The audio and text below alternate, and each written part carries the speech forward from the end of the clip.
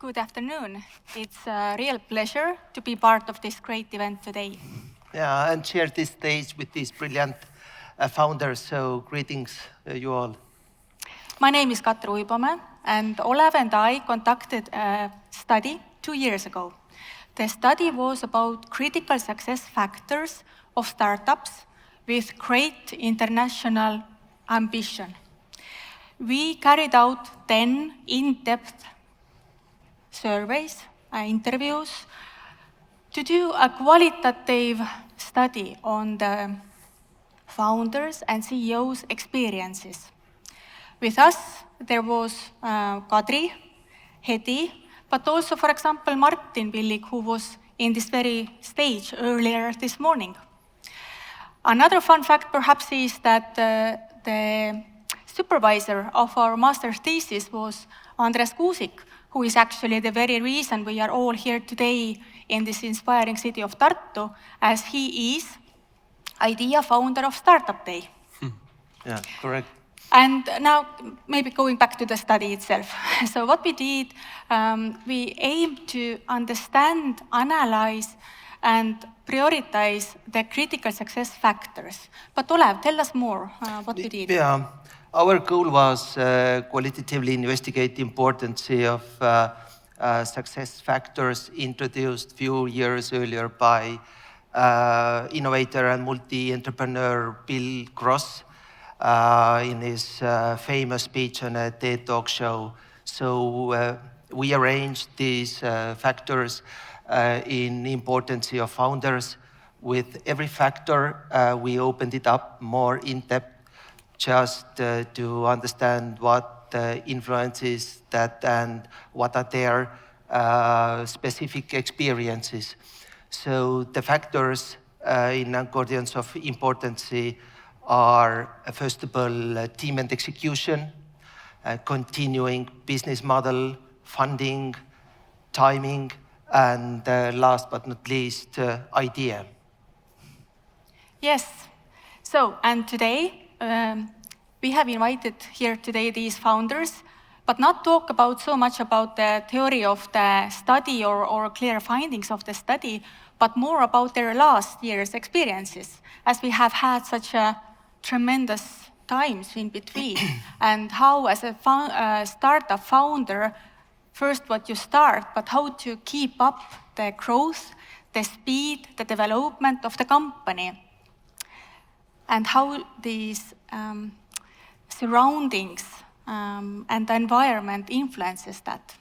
So let's talk about more about the thriving company, how to build a thriving company today. So first of all, maybe, yes, let's hear from you as well. So please, Hedi, maybe introduce yourself to others. Thank you very much, and absolute pleasure to be here. So my name is Hedi. I'm CEO and co-founder of insurtech called Cachet. So we are building insurance solutions for platform economy. That means both gig economy, which is like Bolt drivers or Deliveroo couriers or you name it, plus also sharing economy, where different assets like gig scooters or tool bikes are shared around the city, or cars, etc. So we insure them. Thank you. Kadri? Hi, I'm Katre Tuisk, and I'm the founder and CEO of Clanbeat. And we are focusing on students' mental health. And in recent months, I've founded also Sage AI, which is dealing with human potential in adults and helping startup and scale-up teams to level up their leadership quality in striving times and to find peace and going forward with the goals they are having in weekly basis. Hi everybody, I'm Kristjan from Co-Mobility Group. We work in the field of bicycles and scooters. We build connectivity technology for them from the brand Co-Module. We are also the only company outside China that builds electric scooters under the brand Aike. We rent them or share them under the brand Tool. And recently also Ampler, an e-bike manufacturing and development company, joined our ranks. We're roughly 320 people now. So yeah, our specialty is building electric vehicles and technology for them. Okay. So let's start with the panel, and first of all, I will open the first topic, which is ambition. As we noted when creating a framework for our study, ambition to grow into a new market is very important in order to achieve some success. Once Steve Blank even stated that in order to validate your business model or idea, you need to go to the new and the bigger market very quickly, as a scalable startup typically requires for that purpose market with a population in about 100 million or so. In the same time, we can say that Estonia has been a very good market for, let's say, for test and study. So maybe we can open it a little bit. For instance, let's start with you, Hedi. I know that you entered to the Polish market. Maybe you can tell us a little bit. I think maybe to talk about ambition as such, when we founded Cachet 2018 and entered the market 2019, actually almost the same day we accepted, yes, we're going to go to Techstars Accelerator in order to kind of understand, yes, we have a product, we know it's going to be live in a few days, and how can we quickly scale it? And what we kind of worked out during also the accelerator is what would be the good scaling strategy. So for us as an insurtech and in the kind of platform economy, we understood we need to find quite quickly a larger market. Estonia is a fantastic test hub, especially to our product type, because Bolt is there, and also the regulation, which is connected with the platform economy, was enacted there, first in Europe. But why we ended up selecting Poland was we understood, first of all, good partners like Bolt and Uber really wanted us to go there because they had an issue with the insurance there, similar that was in Estonia. But also what was the reason was there was just lots of gig workers and insurance was complex. But at the same time, devil is often in the details. We have had lots of learnings. It's, coming from Estonia, being very digital, there are also other small blockers that often needs to be taken care of. And I think I don't think there's a market where you will not learn those. And we have had a fun year in getting to know Polish blockers. Mm-hmm. All right. So, Kadri, Kristjan, maybe. Yeah, I think, when the question isn't about ambition, when you start a company, you usually have an idea, something that you want to do, something that you want to see if it works. And I think quite quickly, if you have some success, you get to a place where it actually works, and you can get to a certain size of a business. When we founded the company, we actually moved to Berlin because we felt that our market is there, and we lived in Germany for that. And there's one thing I really want to point out is that there were so many companies who really didn't dream about exiting the German market. So they were young companies, they had some traction, and I asked, okay, it's such a good idea, do you want to go to, I don't know, Africa or America? And they said, no, I want to go to the southern Germany. So for them, the problem was that German market is big enough so you can locally achieve a relatively large scale, let's say 100, maybe even 200 people in your team. And I could really see how us Estonians, we were always thinking globally, and the Germans were not. So they were really thinking very locally. And many of these German mentors and teachers and who were kind of involved, they said this is a huge problem in Germany, that nobody builds a startup that's, from day one international. They build something that is local and tell your website is in German and everything is in German. And I think this is what Estonians really set apart. And the other thing I wanted to say is that ambition is really that from one point, it's just only about ambition. I mean, nothing else really matters. I mean, it's a game. You just want to, win the game, but there's actually nobody who wins. You just want to play the game and you just want to be big. So in the end of the day, it's just about ambition, right? It's like you could also have a very happy life with having 10 people in a company and being profitable, right? You don't need to build companies that make billions of euros of revenue. It's only about ambition, I think. Right. Ambition is a great thing, but I have a story a little bit different kind, in a way that I had a great vision and a great ambition with my team, and we actually from day one built the company which was global, in a way that we didn't think that we are going to be having one market which is going to be using it only. So we were making it for the whole world to up-level the students' mental health and how they are actually striving through things and school. And what happened is that within a year, we were having users from 68 countries. We were able to have Estonian market, 40% of market, and then it fall flat.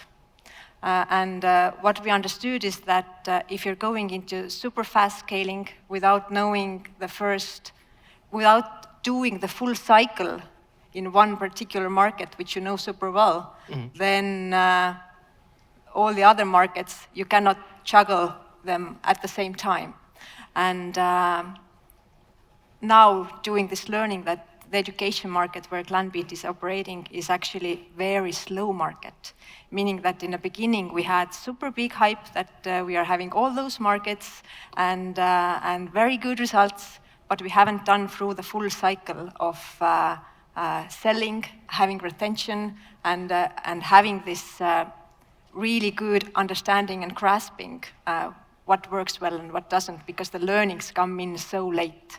And that's why education technology companies need a lot of support from investors and impact funding to really go through this cycle, to understand what are the learnings and how to really find this product market fit.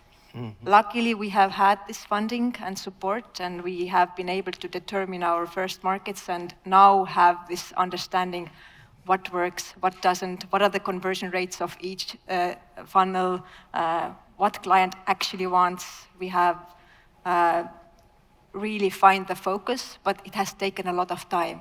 So having this super big ambition and going to all of the markets, and because you're hearing it in many places, go big or go home. So, but consider your market as well. Like, end of the day, it's all about don't fail or like don't die. Don't die. Yes, yes. Markets will come later. Yes. Yeah, interesting. So it can be also that go fast, go smart, basically, that you have to go as fast as you can, but you have to do it very smart way and learning on the going. And I think, Hedi, you mentioned as well at one point that Polish market is exactly what you mentioned, that the digitalization of Estonian market is completely differently understood compared to the Polish digitalization. So you can read the papers, you can do the prep, but the reality is in the market itself. So the question, what we kind of understood clearly was when in Estonia we talk about buying digital, let's say, financial services, it means you start and you end the process with like few minutes and seamlessly. But there often it means that you fill in something and someone calls you and then you discuss with and close the deals and things like that. But obviously it's not that black and white as well. It can be a bit industry specific as well. But I think regarding the going smart or going fast, I think what we understood right away from insurance sector as well is that first of all, when looking almost whatever insurtech company, none of them has started to really scale before 3 years. And this is definitely a good thing. And the reason for that is if you want to build added value into insurance, there is two kind of logics. One is if you want to invest a lot in growth, you can grow fast, but there's a big tail coming which is connected with the losses that might come in. And this info you get so much later in order to verify if the thing you do actually make adds value or not. So in that sense, into just investing into split scaling in insurance is often not the smartest way to really go forward. One thing I would really like to advise everybody to do is that ambition is very vague, and I guess every one of you wants to be a unicorn, but think through what that it really means. And 2 years ago, I spent an hour in the night and I created a very simple Google spreadsheet where on top I put a year number, and then lower I put amount of revenue we want to make. And then in 10 years, I wanted to make 1 billion euros of revenue. And then I started doing ratios of how much will that be this year and next year and next year and next year. And to be honest, the ratios are like between 2.5 and 2, and then in the later stages, like 1.2. So you only have to grow 20% when you're already doing 700 million euros of revenue, right? And I did that, and that became 1B10Y plan. So 1 billion in 10 years, not in valuation, but in actual revenue. And we're now on the 3rd year, and this year the goal, or 22, the goal was to make 24 million, and we made 24.5. So I spent 30 minutes on a very, crazy plan, and now we're hitting that plan, and the whole company is looking at that plan every 6 months, and everybody knows that's what we gotta do. So if you just think I want to be a unicorn, then spread it over 10 years, and then spread it into your valuation, for example, and then see how much you have to hit valuation every year. I did it with revenue. It's very simple, but it really gives you a backbone. So if you want to have ambition, then try to make ambition into a plan, even if it's a very, very simple plan. Interesting. Okay, so I suggest to move to the next topic, which is finding the right talent.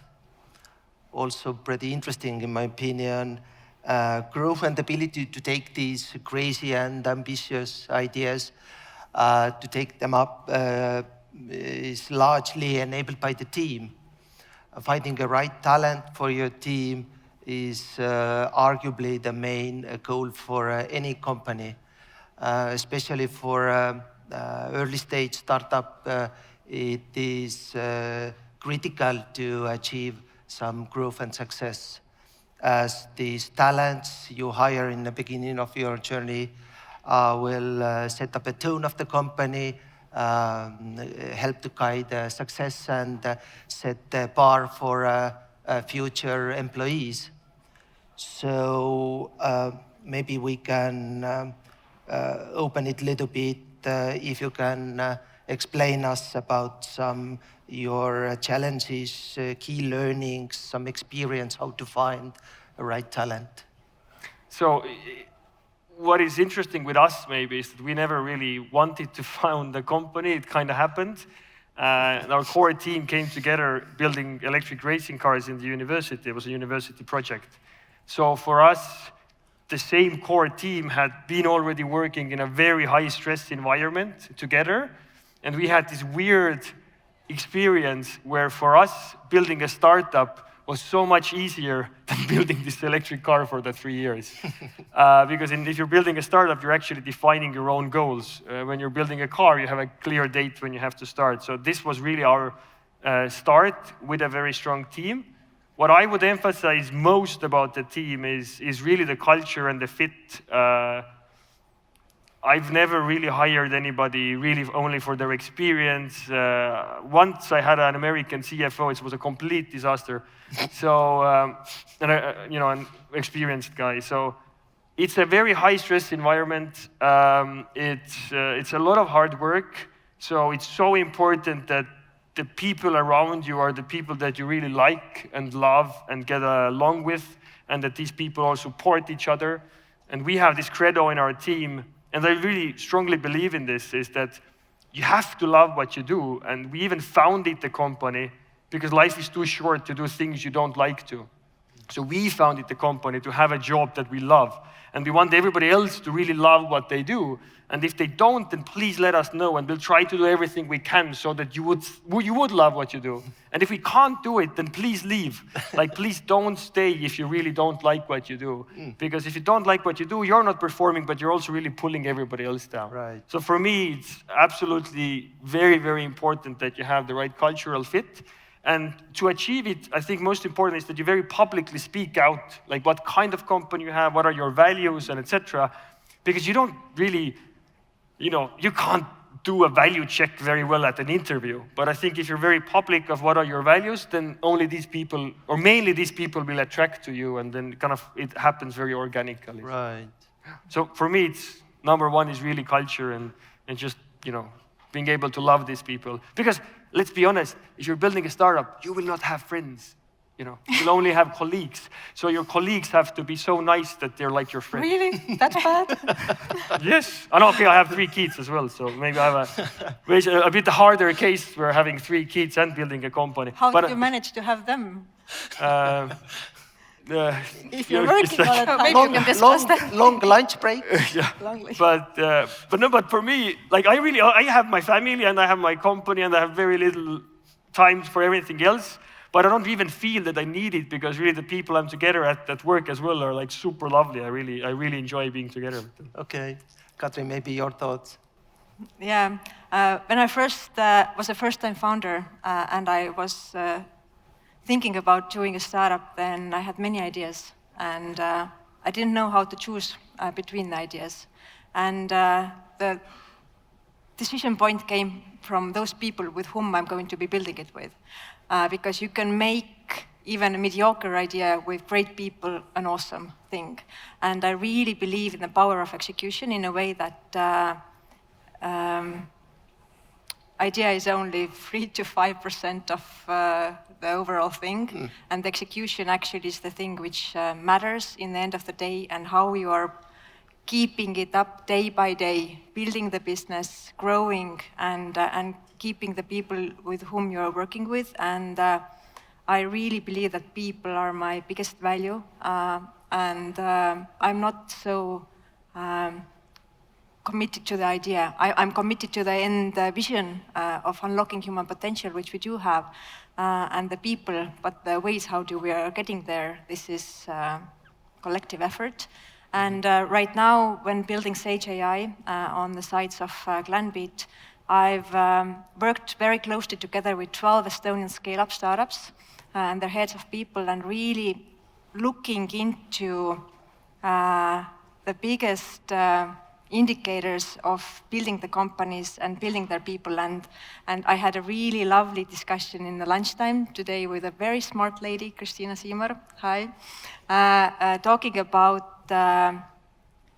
founder quality versus team quality. And actually, if you're having a very charismatic founder, it is a nice thing. But actually what matters is the leadership team and the people around you and their quality and how they are carrying themselves through and shining it through to the team and shining the same culture down to every one of you and all of those actions which you're doing. So for me, not even being a very charismatic founder is not the most important thing, but the team around you and how they are carrying themselves and the mission which you're having together. I think this is much more important. And the fact that they could also carry you when it's necessary. Exactly, because we are a team and we are doing it together. Yeah. Right. It's beautiful, actually. I love this. This gives so much energy and strength. Excellent. Hedi, but your comment as well. So I think one thing that has been said this morning as well about first is hiring the people. I think Martin was very strongly stressing that they spend quite lots of time and really saying that you invest at least 50,000 to a person when you recruit them. So make sure that you recruit right is one thing. But I think the other thing that is not so much discussed about, especially startups that are in a phase from literally founders plus few employees, and when you really grow from there, doubling and doubling the team, often the people that were excellent in certain kind of phase might not anymore run with the same speed, or their kind of their own ambition is a bit maybe different. And I think this is one of the most hardest part of recruiting people to the startup and exactly working with the team, keeping the team, that you need to run all with the same speed. Not everybody are founders, but the kind of core team needs to understand that you come from maybe one market, smaller situation, but the ambition is you need to right away learn, adapt, recruit, spread, find really the top talent in, because to be able to grow fast. And I think this is probably one of the challenge that every founder has to help to grow the team and push the team in a way, the same way that this happens. And when you start to understand that they might not have the full same ambition, this is where the problems are really coming in. One thing we did really well, and I got this advice from somebody else, and I'll give this to everybody, is that everybody says the team is mega important, but very often the first HR person is hired like the 30th or 40th people. And in the beginning, only the founders themselves do the HR work. So if you have money, yes, hire your HR person like the 10th person or 15th person. I did it, I think it was 21st, and I'm super happy that I did it. Because if your team is everything, you need somebody who deals with your team. I second your thought. It's super important. And you're having a very good head of people. I do. I salute her. Fucking fantastic. Yeah. I haven't done founder interviews for years. All right. So maybe that's why there's that's why you have such a good team then. Yeah, exactly. Trust other people that are better than you in something. Yeah. But still, the founder is one of the key players, isn't it? And you, as a founders, you work with team, but you also inspire the team. You also set the ambition level. You also pull back the brakes if the ambition level turned out to be too fast and too crazy for that time, perhaps. You go through all those ups and downs, and yes, there is wonderful aura around the startups, this excitement, this thrill that comes with a startup, but it's also demanding a lot. So how this kind of founders' resilience is helping you, and how important it is, and what you have learned during those founder years you have had. Kadri, perhaps, as this is also part of your business. So. Not only business, but my whole existence and my mission in life as well. As I mentioned before, like my personal mission in life is unlocking human potential, and I'm doing it through Clanbeat and through Sage, which are carrying the same mission. And resilience in general is in a way important, that if you're thinking about life's ups and downs, then these are happening. And if you think about how to found a company, then I do not recommend to anybody to be a solo founder. This is I think, something which is very nerve-wracking, and startup journey in itself has many ups and downs, and you do need people around you to support you when you're in your lowest lows. And then you can support them in the lowest lows and carry through, so you wouldn't be stuck in those lows. So have people around you who are helping you around, and with the same mission. And having people around is something which we have found. For example, if we are working with Clanbeat and we are measuring students' mental health, for example, in Estonian schools, we are having students. 27% of students are waking up in the morning and thinking there is no point to this day. This is not going to be a good day. In the end of the day, the number is 23%, meaning that something has happened in the meantime. And what has happened, which has made their days nicer and give them the will to go to school next day, is meaningful connections, people around them. And this carries through our adult life as well. If you look at the happiness studies which are done in the world, and people with the least health concerns, mentally and physically, are those who are having meaningful relationships in their life. So this is something which I do recommend. I'm super happy that you do have a wife and 3 kids which are carrying you through those hard times which you might have. And some friends might be nice as well. I have one of my best friends sitting in the audience here as well, supporting me. Thank you for being here. And friends are super important in going through this life. Although there are like habits, I'm really frugal about my habits, really frugal about going to sleep and having enough sleep and all those things. If anybody's interested, happy to talk in details. But resilience is something which startup founders, like personal resilience, is something they have to work the most, because this is a marathon with a sprint space, meaning that it is Hedi, I think this is as well, you have some good thoughts here, experiences. I think I started to really look deeper into this topic when understanding that everybody's talking about mental well-being and all those things.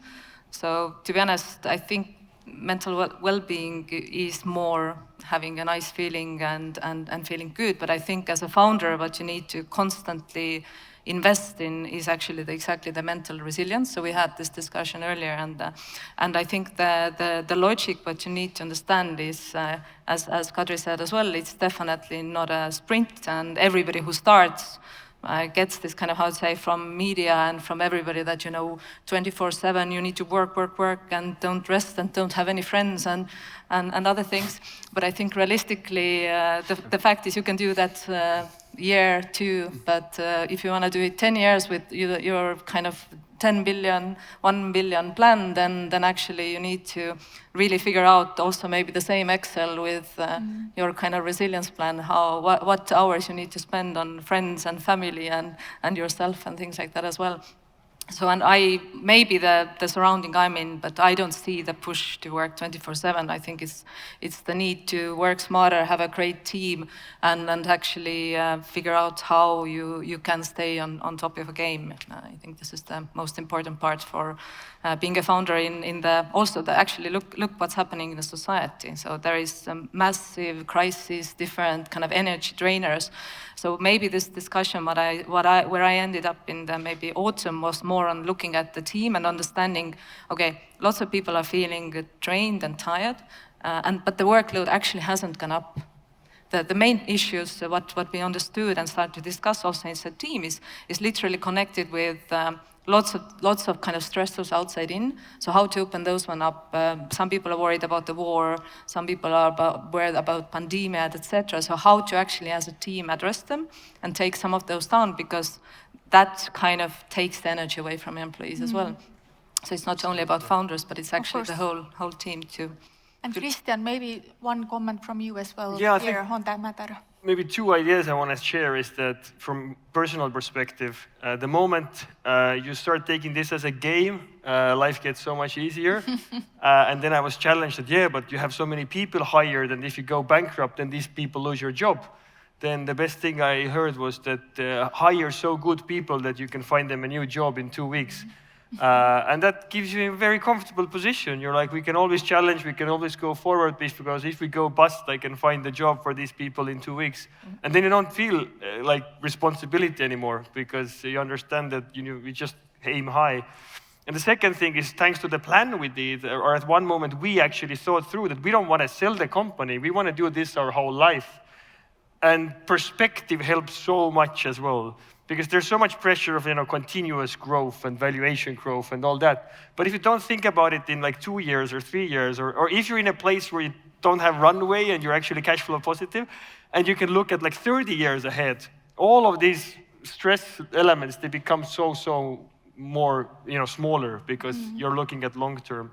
But about founder resilience, what I wanted to say is, I think it's not really a founder, but it's the CEO's role or the leader's role is extremely important, as Hedi also pointed out, to kind of deal with the resilience of your team and really understand how can they push forward and be on the same page. For example, I've known before the mothers of some of my team members, when they have had a pregnancy drop, for example. I know it before their mothers do, because they want to be very open with me, because if they have anything difficult in their life, I can't push them at work. It's the same life.